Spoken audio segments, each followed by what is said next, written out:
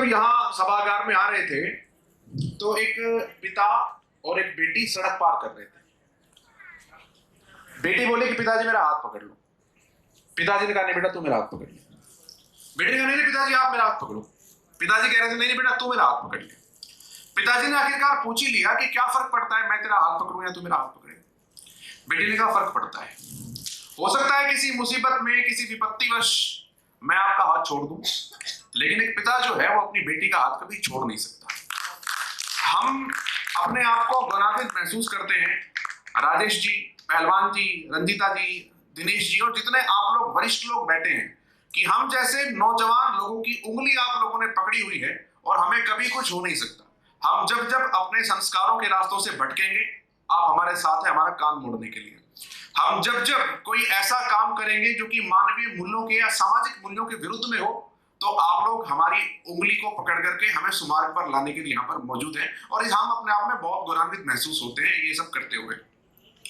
जिस तरह से गन्ने को मशीन में देते हैं ना जूस निकालने के लिए, फिर उसको दूसरी बार दिया जाता है, जूस और ज्यादा निकल जाता है, फिर तीसरी बार दिया जाता है, जूस पूरा ही निकल जाता है और फिर भी उसको चौथी बार दिया जाता है। तो उसके बाद भी जूस निकालने की जिम्मेदारी मुझे दी गई है ताकि लिस्ट अपडेट हो जाए और मैं आप लोगों के सामने कुछ प्रस्तुति जो है वो रख सकूं। मैं कोशिश करता हूं एक छोटी सी कविता सुनाने की आप लोगों के सामने जिसमें परिवार के मूल्य को समझाया गया है।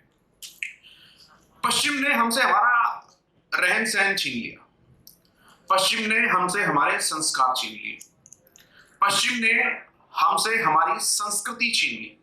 अब केवल एक चीज जो हमारे पास बची है वो हमारा परिवार बचा है और उस परिवार को संभाल के रखने की जिम्मेदारी अब उस पीढ़ी की है जो इस वक्त यहाँ पर इस सभागार में मौजूद है, या तो किशोर हैं या फिर नौजवान हैं।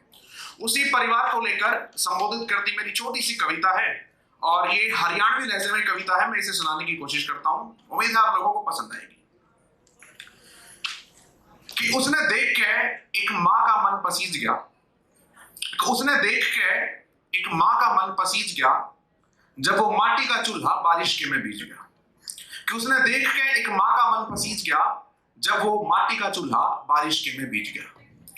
चूल्हा माटी गार का, सब गुण बेके प्यार का, ठंडी हवा चला करती, सबकी रोटी बना करती। जो समय के लोग हैं वो जी पाएंगे इस माहौल को साथ साथ। कि चूल्हा माटी गार का, सब गुण बेके प्यार का, ठंडी हवा चला करती, सबकी रोटी बना करती। और गैल में धरा रहता एक हलवा। हलवा आजकल के लोग शायद नहीं समझते हो, एक तरह का कंटेनर है जिसमें दूध आता था एक बार में तकरीबन आधा किलो, उस समय के बच्चे पी जाते थे। और साथ में धरा रहता उसके एक फड़वा, कदे पूरी कदे हलवा और गुलगुले पूड़े कदे रावड़ी और आग से पटकी माटी की पापड़ी। माँ ने एक सताया करता जब छुप छुप के खाया करता। पहले तो एक सेब के 4 टुकड़े होते थे अगर 4 भाई हैं तो, और उसमें भी लड़ाइयां हो जाती थी कि मेरा थोड़ा सा ज्यादा है तेरा थोड़ा सा कम है।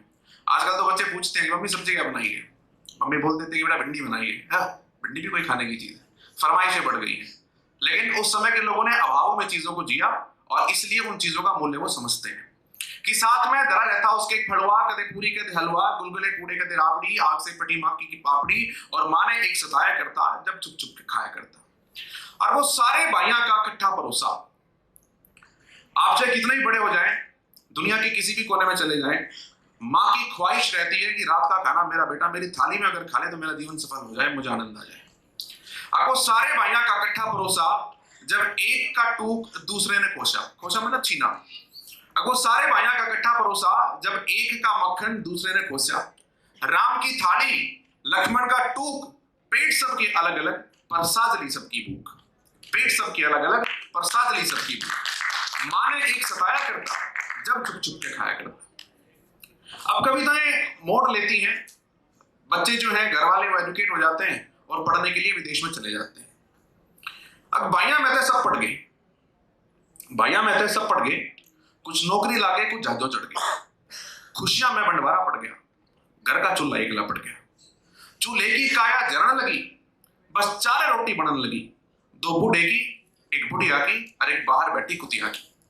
आजकल पर्यावरण के संरक्षण की बातें होती हैं, हम लोगों को एनवायरमेंटल स्टडीज सीखना पड़ता है, लेकिन हमारी दादी जो कभी स्कूल में भी नहीं गई उसे पता है कि कबूतर को क्या पुकारने से कबूतर आके दाने खाएगा, चिड़िया को क्या पुकारने से चिड़िया आके दाना चुगेगी, और कुत्ते को क्या पुकारने से कुत्ता आकर या गऊ आकर खाना खाएगी।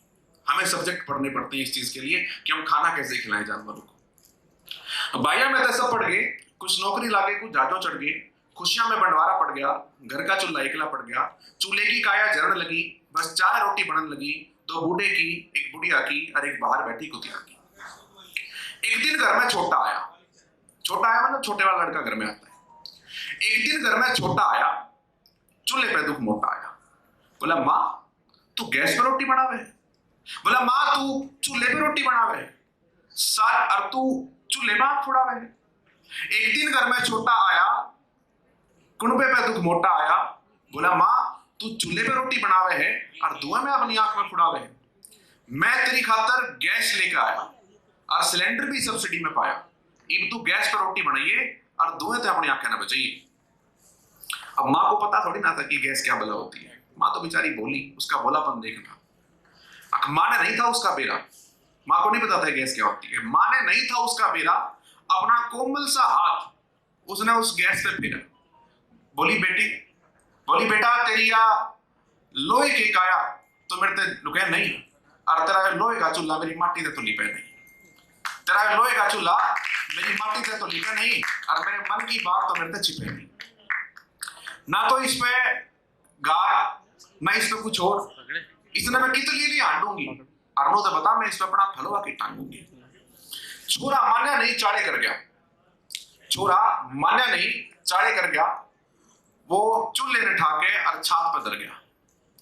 इब तो बुढ़े घुटने बस झूठी उम्मीद लगावे हैं, और लुकर लुकर उसने जिन्ने कैन लगावे हैं। और जब भी बरसे से मी वो चूल्हा खुले में भीजे से, और उस चूल्हे ने देख एक माँ का मन बार बार पसीजे से, बार बार पसीजे से, बार बार पसीजे से। बहुत धन्यवाद, बहुत शुक्रिया।